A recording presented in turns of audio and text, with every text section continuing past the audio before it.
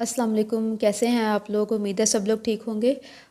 मैंने जो last video upload की थी उसमें मैंने कोड 8609 के फर्स्ट 5 क्वेश्चंस को डिस्कस किया था। Important questions with detailed answer, just headings नहीं, उनकी डिटेल को भी साथ रिप्रेजेंट किया था। उम्मीद है आप लोगों को समझ आई होगी। आज हम बाकी के क्वेश्चंस के बारे में बात करेंगे ताकि आप लोगों के पेपर की मुकम्मल तैयारी हो सके। तो वीडियो को एंड तक ज़रूर देखें और चैनल को सब्सक्राइब करें। हम देख रहे हैं question number 6, evaluate the relevance of existentialism for contemporary education. Evaluate the relevance of existentialism for contemporary education. सबसे पहले हम फ़िलासफ़ी की टर्म में इसका इंट्रोडक्शन देखते हैं।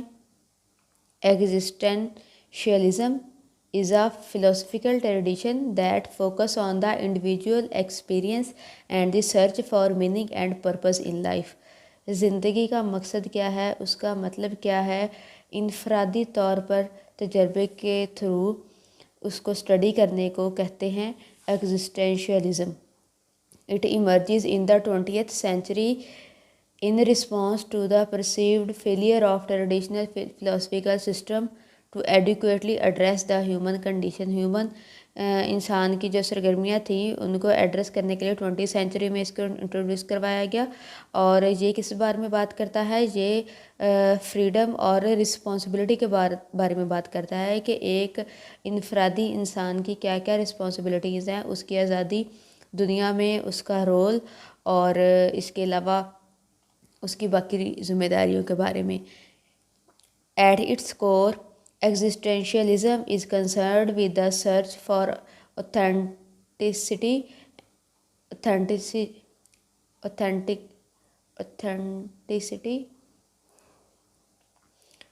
At its core, existentialism is concerned with the search of authentic and personal responsibility. एक इंसान की ज़ाती क्या जिम्मेदारी है, इसके बारे में बात करता है ये। It reject the idea that there is any inherent meaning और purpose to life and instead argue that individual must create their own meaning through. वो ये कह रहे हैं कि एक इंसान को जो उसके बावजदाद से वैल्यूज़ और थिंकिंग चलती आ रही है उसी पर इन्हिसार नहीं करना चाहिए, बल्कि उसे अपने ज़िंदगी और अपने जीने का जो मकसद है वो ख़ुद से ढूंढना चाहिए और उसके अकॉर्डिंग अपनी लाइफ को प्लान करके प्रोडक्टिव लाइफ जो है वो गुजारनी चाहिए। ये इंडिविजुअल चॉइस और रिस्पॉन्सिबिलिटी से रिलेटेड है। इसके अलावा वो कहते हैं कि it had a significant influence on number of field including literature, psychology and education. ज़ाहिर है जब हम इंडिविजुअल लर्निंग और क्रिटिकल थिंकिंग की बात करते हैं तो उसका रोल होगा ही हमारी एजुकेशन और लिटरेचर पर। In the context of education, existentialism emphasizes the importance of creating an environment that allows students to explore their own interest and passion.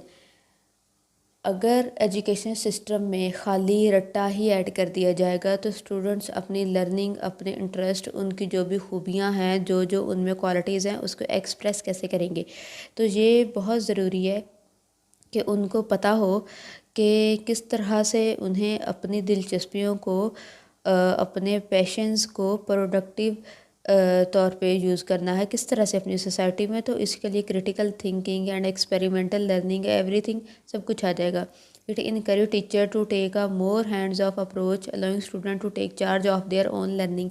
Teachers का बहुत बड़ा हाथ है। अगर वो स्टूडेंट्स के लर्निंग को सप्रेस करके रखेंगे, उन्हें मौका नहीं देंगे, तो कैसे वो अपने आप को रिप्रेजेंट कर पाएंगे, कैसे वो अपनी सोच को एक्सप्रेस कर पाएंगे। तो टीचर्स की भी इस बारे में कुछ ज़िम्मेदारी बनती है कि वो स्टूडेंट्स को इनकरेज करें, उनका कॉन्फिडेंस बिल्ड करने में उनके आइडियाज़ लें, उनकी थिंकिंग को देखें और फिर उनको अप्रिशिएट भी करें कि किस तरह से वो अच्छे तरीके से सोसाइटी की बेटरमेंट के लिए उसको इस्तेमाल कर सकते हैं। Overall, it offers a unique perspective on the human condition and search for meaning and purpose in life. While it can be challenging and sometimes even unsettling, it has the potential to help individual to live more authentic and fulfilling life. ज़ाहिर है जब इंसान अपना दिमाग इस्तेमाल करेगा, अपनी thinking में डिपेंडेंट होगा, तो उसकी लाइफ पर इसका बहुत इंपॉर्टेंट और पॉजिटिव इम्पैक्ट होगा। अगर हम मेन फीचर्स देखें तो बहुत सारे फीचर्स हैं इसके। सबसे पहले अगर हम देखें एम्फसाइज ऑन फ्रीडम, तो it emphasize the importance of individual freedom and choice. जब हम किसी स्टूडेंट की अप्रोच और उसकी अपनी थिंकिंग की बात कर रहे हैं तो हम उसको फ्रीडम ही तो दे रहे हैं। They believe that individuals have the power to shape their own lives and make their own decisions. और ऐसा है भी, हर इंसान को हक है कि वो अपनी सोच को और अपने फ़ैसलों को जो है वो उसके मुताबिक जिए। किसी दूसरे इंसान को हक नहीं है कि वो किसी को ज़िंदगी को ज़बरदस्ती कंट्रोल करने की कोशिश करे। Emphasise on individuality, it also emphasizes the uniqueness and individuality of each person. हर इंसान यूनिक है, हर इंसान की अपनी पर्सनैलिटी है। हमें अगर क्लास में 25 लोग बैठे हैं तो 25 के 25 लोग अलग अलग पर्सनैलिटी रखते हैं, हम उन्हें एक ही ट्रैक पर नहीं चला सकते। हर किसी की अपनी थिंकिंग, अपनी अप्रोच है और उन्हें अकॉर्डिंगली ही डील करना चाहिए। Each individual is seen as a unique being with their own experience. वही बात हो रही है यहाँ पे। नेक्स्ट अगर हम देखें emphasize on authenticity, उसके बाद अगर हम नेक्स्ट अप्रोच को देखें तो वो कहता है कि it believe that individual should strive to live authentic life that are true to their own values and beliefs. यानी कि बेकार और बेमकसद ज़िंदगी नहीं होनी चाहिए, बल्कि उनको अपना दिमाग इस्तेमाल करते हुए, अपनी सोच इस्तेमाल करते हुए, सोसाइटी के नीड्स और अपनी रिस्पॉन्सिबिलिटी को देखते हुए अपनी ज़िंदगी को तश्कील देना चाहिए। और ज़िंदगी का कोई ना कोई मकसद होना चाहिए, और वो मकसद ज़ाती तौर पर अपनी ही बेटरमेंट नहीं बल्कि एक सोसाइटी की, एक माशरे की बेटरमेंट होना चाहिए। This require individual to be honest with them self and other about who they are and what they believe. Definitely. उसके बाद नेक्स्ट है एम्फेसिस ऑन पर्सनल रिस्पॉन्सिबिलिटी। जब तक रिस्पॉन्सिबिलिटी नहीं आएगी तब तक कोई काम कैसे होगा। तो एक्सपर्ट्स का बिलीव है कि individuals are responsible for their own life and the choices they make. This require individual to take responsibility for their own action and consequences that follow. अगर आप कोई डिसीजन ले रहे हैं तो वो गुड और बैड, कामयाब और नाकाम दोनों तरह से हो सकता है, तो फिर दोनों की ही रिस्पॉन्सिबिलिटी लेनी चाहिए। जो पॉजिटिव और हेल्दी थिंकिंग है वो यही है कि आपने जो डिसीजंस लिए हैं फिर आप उनको एक्सेप्ट भी करो कि यस, अगर नफ़ा या नुकसान जो भी हुआ है लाइफ में वो मैं उसको ऑन करता हूँ। अगर हम एग्जिस्टेंशियलिज़म की इम्प्लिकेशंस की बात करें तो उसके लिए कुछ पॉइंट्स हैं। ये एक philosophical movement that focus on individual existence, freedom and choices. हम पहले ये बात कर चुके हैं, आप लोग इस पैराग्राफ को रीड कर लीजिएगा। In the context of education it emphasizes the importance of individual choices and need for learner to discover their own purpose and meaning। ये सारी बातें हम कर चुके हैं। आप लोग इस पैराग्राफ को एक दफ़ा ज़रूर रीड कर लीजिएगा, इनके मीनिंग उम्मीद है आपको समझ आ जाएंगे। इसमें भी स्टूडेंट सेंटर अप्रोच की बात हुई है। It also advocates for a student center approach to education where students are encouraged to take ownership of their learning and to make choices that align with their interest and values. जो बात हमने प्रोग्रेसिविज़म में की थी कि student को अपनी values और अपने इंटरेस्ट और अपनी चॉइसेस के हिसाब से डिसीजंस लेने चाहिए और उसके अकॉर्डिंग उनको चलना चाहिए, तो यहाँ पर भी वही बात हो रही है। तो एक तरह से ये भी स्टूडेंट सेंटर या चाइल्ड सेंटर अप्रोच ही है। उसके बाद अगर हम देखें evaluation of the relevance of existentialism for contemporary education with reference to current debate and challenges in education. वो कहते हैं कि ये वैल्यूएबल पर्सपेक्टिव देता है किसका, कॉन्टेम्प्रेरी चैलेंजेस को एड्रेस करने के लिए, such as a need to promote student agency, cultivate critical thinking skills and foster a sense of purpose and meaning in learning। critical thinking को improve करने, बढ़ाने के लिए और लर्निंग का मकसद क्या है, उसका मतलब क्या है, वो कैसे होगी, इन सब चैलेंजेस के हवा को एड्रेस करने से रिलेटेड जो हम अप्रोच इस्तेमाल करते हैं वो क्या है, existentialism. However some critics argue that it can be overly individualistic and neglect the importance of social and cultural factor in shaping education. Nonetheless, by incorporating existentialist ideas into broader educational broader educational framework, it may be possible to harness the potential of this philosophy to help students navigate complex challenges of the 21st century.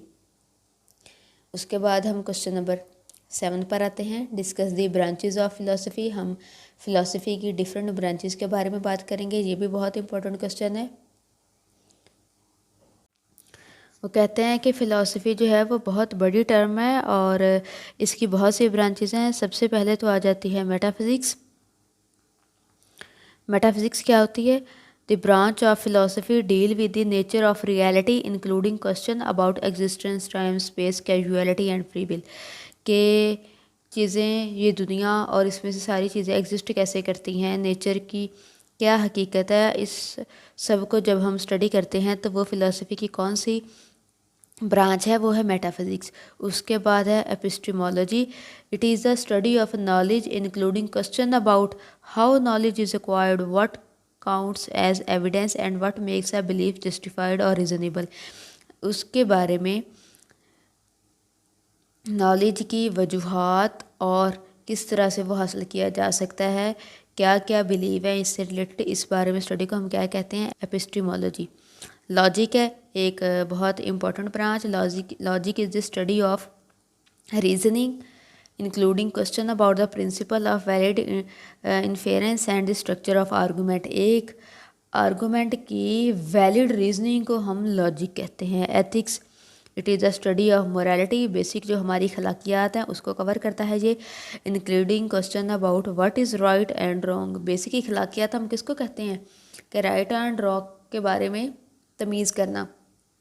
Which is allowed and which is forbidden, क्या हमारी ज़िंदगी के लिए बेहतर है, क्या नहीं है, क्या हमारे एज अ ह्यूमन बीइंग जो हमारी रिस्पॉन्सिबिलिटी बनती हैं दूसरे इंसानों की तरफ या हमारे माशरे की तरफ, उसके लिए क्या सही है और क्या गलत है, इसको क्या ब्रांच, कौन सी ब्रांच कवर करती है? वो है ethics. Political philosophy. Political philosophy is the study of government and political institution, including question about the nature of justice, role of the state, and relationship between individuals and the society. इंसाफ और एक state के मामलात से related government और political institution को cover करने वाली branch को हम क्या कहते हैं? Political philosophy. उसके बाद है एस्थेटिक्स।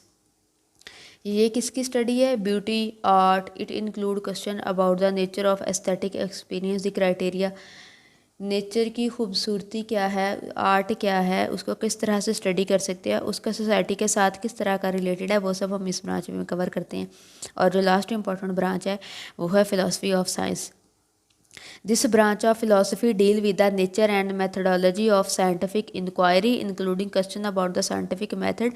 यानी कि जनरली जब हम एग्जिस्टेंस के बारे में बात कर रहे हैं, वजूहात के बारे में बात कर रहे हैं, चीज़ें कैसे वर्क कर रही हैं इसके बारे में बात कर रहे हैं, तो वो फिलोसफी है। लेकिन जब हम साइंटिफिकली उन चीज़ों को प्रूव करना शुरू कर देते हैं तो these are philosophy of science. These branches of philosophy are interconnected definitely and often overlap with one another। तो एक दूसरे के साथ कनेक्टेड तो होंगे ना, क्योंकि ओवरऑल ये सब हम एक सोसाइटी के डिफरेंट एस्पेक्ट्स के बारे में बात कर रहे हैं। आगे ये इंपॉर्टेंट थ्योरीज़ के बारे में बात हो रही है, क्वेश्चन में आ जाती हैं अक्सर। Explain the John Locke's and John Dewey philosophy of education. हम दोनों की फ़िलासफ़ीज़ को सेपरेटली डिस्कस करेंगे, आप लोग पॉइंट्स को ध्यान में रखिएगा। सबसे पहले हम देखते हैं कि जॉन लॉक ने फ़िलासफ़ी ऑफ एजुकेशन के बारे में, जॉन लॉक कहता है कि ही believed that education should be practical and useful for the individual and society. कि जो एजुकेशन है वो इतनी प्रैक्टिकल और यूज़फुल होनी चाहिए कि वो एक सोसाइटी और जितने भी इंडिविजुअल्स हैं उनकी नीड्स को लेके चल सके। He argued that children are born with a blank slate. बच्चे जो हैं वो बिल्कुल कोरा कागज़ होते हैं और नॉलेज और अपनी ऑब्जर्वेशन से फिर वो चीज़ों को सीखना शुरू कर देते हैं। तो जो हमारी एजुकेशन है वो इतनी यूज़फुल होनी चाहिए कि वो एक उन्हें इफ़ेक्टिव और प्रोडक्टिव सिटीज़न बना सके।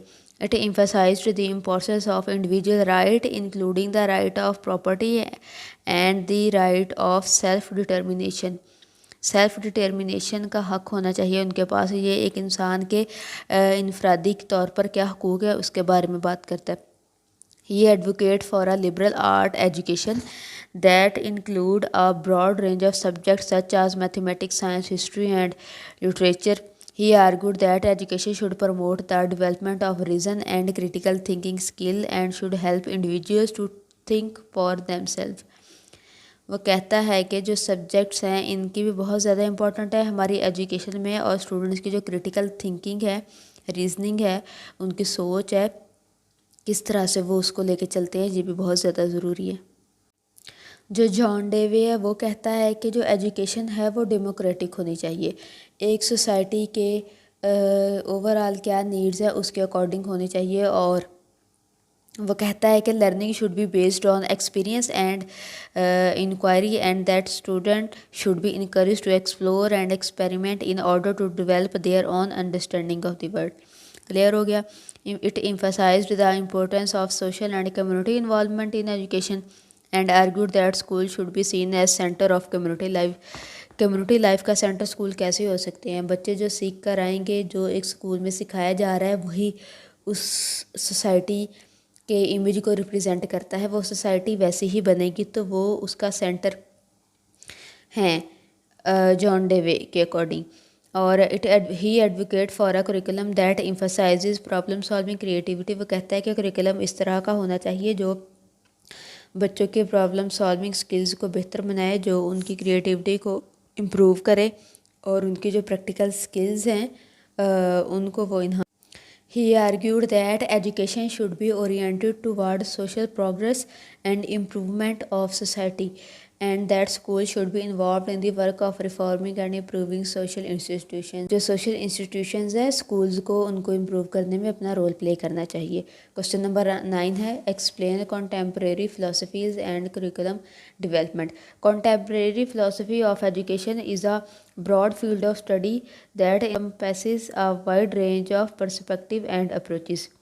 These philosophies of education have a significant impact on curriculum development as they shape the goal, content and method of education. जो फ़िलासफ़ीज़ हैं वो डिसाइड करती हैं कि एजुकेशन के क्या गोल्स है, क्या मेथड्स होने चाहिए और उनके क्या आउटकम्स हो सकती हैं। तो डेफिनेटली इनका बहुत इम्पोर्टेंट रोल है। सबसे पहले प्रोग्रेसिविज़म है। Progressivism emphasise active learning, critical thinking, problem solving. ये सारी बातें प्रोग्रेसिविज़म में आ जाती हैं, हम वैसे ऊपर डिस्कस कर चुके हैं। Curriculum development in a progressive education setting is based on the need and interest of student. आप लोग इनको रीड करेंगे तो समझ आ जाएगा। जो नेक्स्ट इसकी टाइप है हम उसकी तरफ जाते हैं। जो नेक्स्ट फ़िलासफ़ी है वो है पेरेनियलिज्म। It emphasizes the enduring and universal aspect of human knowledge and values. Universal aspects of human knowledge and values. Curriculum development is a education setting is based on a core body of knowledge that is considered essential for all students to learn. The curriculum is often structured around traditional academic subjects such as math, science, literature, and history.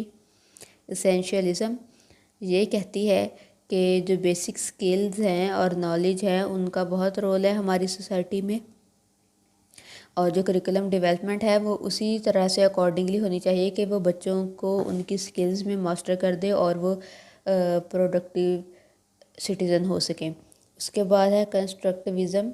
It emphasises the active construction of knowledge by the learner. Curriculum development in a constructivist education setting is based on the idea that students construct their own understanding of the world through their experience and interaction। ये कहता है कि एक बच्चा जो observe करता है, जो सीखता है, वो खुद अपना आइडिया बनाता है दुनिया की तरफ, वो अपनी थिंकिंग खुद कंस्ट्रक्ट करता है। ये अप्रोच इसी बात को रिप्रेजेंट करती है।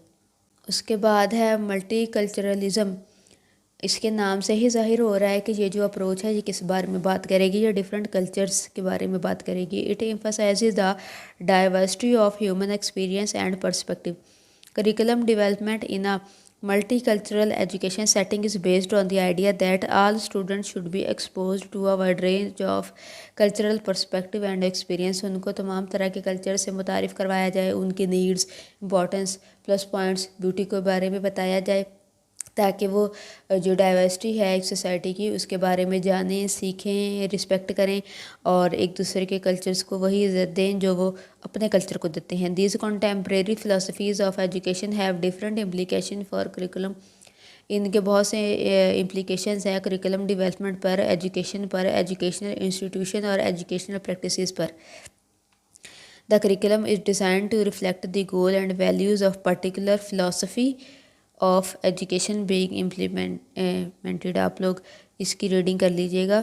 नेक्स्ट क्वेश्चन अगर हम देखें तो pedagogies of Friedrich Froebel and Paulo Freire, ये दो एक्सपर्ट्स हैं, फ़िलासफ़र्स हैं. हम इनकी थ्योरीज़ को देखते हैं. ये वो कह रहे हैं कि इन्फ्लुएंशियल एजुकेटर्स थे. तो सबसे पहले हम फ्रेडरिक की थ्योरी के बारे में बात करते हैं. He was a German educator who developed the concept of kindergarten which was, आप लोगों ने केजी का नाम तो सुना हुआ होगा सबने, which was based on his theory of play as the highest form of learning. उसको लगता है कि बच्चों को, छोटे छोटे बच्चों को बुक्स पकड़ा देने से वो नहीं सीखते, बल्कि खेलों के थ्रू अगर आप उन्हें सिखाएंगे, कलर्स के थ्रू, गेम्स के थ्रू, तो इस तरह से जो उनकी मेंटल बेस है वो बनेगी. और इसको आप लोग देख सकते हैं कि स्कूल्स में इम्प्लीमेंट भी किया जाता है.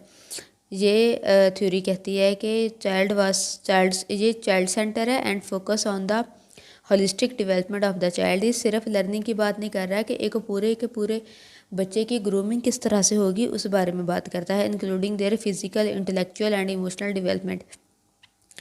His pedagogy include a focus on hands-on activities and play-based learning which allowed children to learn through exploration and experimentation. बच्चे खुद एक्सप्लोर करें, एक्सपेरिमेंट करें, एक दूसरे के साथ कोलैबोरेट करें और फिर वो सीखें. इस तरह से उनकी लर्निंग हो पाएगी according to this pedagogy. Frederick pedagogy. The use of educational material and toys such as blocks and balls that were designed to facilitate children learning and development. वो blocks जोड़ेंगे तो इस तरह से काउंटिंग और जो डिफरेंट चीज़ें हैं वो उनको अकॉर्डिंगली सिखाई जा सकती हैं. An emphasis on nature and the outdoor with Froebel saw an essential to children growth and development. वो कहता है कि आउटडोर एक्टिविटीज़ का स्टूडेंट्स की लर्निंग में बहुत इंपॉर्टेंट रोल है. The use of art and music as a tool for expression and creativity and as a means of promoting children aesthetic and emotional development. Students की जो artistic nature है और जो उनकी इमोशनल डेवलपमेंट है उसके लिए वो कहता है कि जो म्यूज़िक है और उसको इस्तेमाल करना चाहिए और इस तरह से उनकी लर्निंग करनी चाहिए. लेकिन जो पॉलो फ्रेरे है वो कहता है कौन, ये ब्राज़ीलियन एजुकेटर था. इसने क्या किया, who developed a critical pedagogy that focus on the empowerment of oppressed individual and group.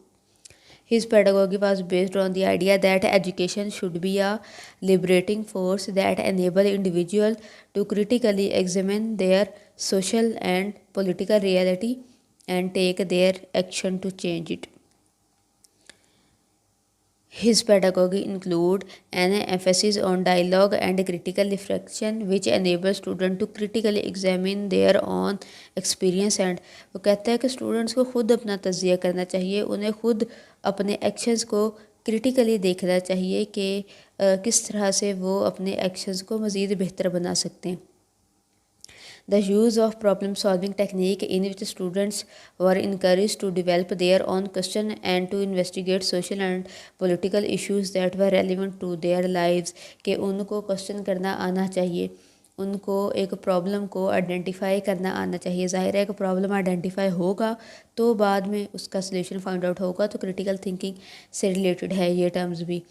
उसके बाद अगर हम नेक्स्ट पॉइंट देखें तो वो कहता है कि ये स्टूडेंट्स के कॉन्शियसनेस को एम्पावर करने के लिए इस्तेमाल होती है. इसके अलावा N emphasis on practice on the connection between theory and practice which enable student to apply their learning to। ज़ाहिर है जो कुछ आप सीखते जा रहे हैं अगर आप उसका प्रैक्टिकल इम्प्लीमेंटेशन नहीं जानते तो फिर क्या उस सीखे हुए का कुछ फ़ायदा है। तो ये थ्योरी कहती है, ये एक्सपर्ट कहता है कि स्टूडेंट्स को अपने नॉलेज को प्रैक्टिकली इम्प्लीमेंट करना सिखाना चाहिए ताकि उनकी जो लर्निंग है वो इफ़ेक्टिव हो सके। These pedagogies have had a significant impact on the field of education and have inspired many educators to develop new approaches to teaching and learning that are focused on the holistic development। एक बच्चे की overall grooming के लिए ये सारी approaches बहुत important और ज़रूरी हैं। और इसके बाद उन्होंने समरी दी हुई है नीचे के फ्रोबल पेडागोगी कहती है एक बच्चे को ओवरऑल उसकी ग्रूमिंग करवाई जाए, और जो फ्रेरे की पेडागोगी है वो कहता है कि हमें इंडिविजुअल्स को इतना एम्पावर करना चाहिए कि वो क्रिटिकली अपनी थिंकिंग को देख सकें और फिर उसके बेटरमेंट के लिए उसमें चेंजेस करके सोसाइटी के बेटरमेंट के लिए जो है वो काम कर सकें और टीचिंग एंड लर्निंग एक्सपीरियंसेस को बेहतर बना सकें। उम्मीद है आप लोगों को वीडियो पसंद आई होगी, क्वेश्चंस की समझ आई भी होगी। Good luck for your exams and please subscribe my YouTube channel, like and share the video. अल्लाह हाफिज़। आप लोगों के जो बीएड के ग्रुप्स होंगे प्लीज़ उनमें वीडियो ज़रूर शेयर कीजिएगा। मिलते हैं नेक्स्ट वीडियो में।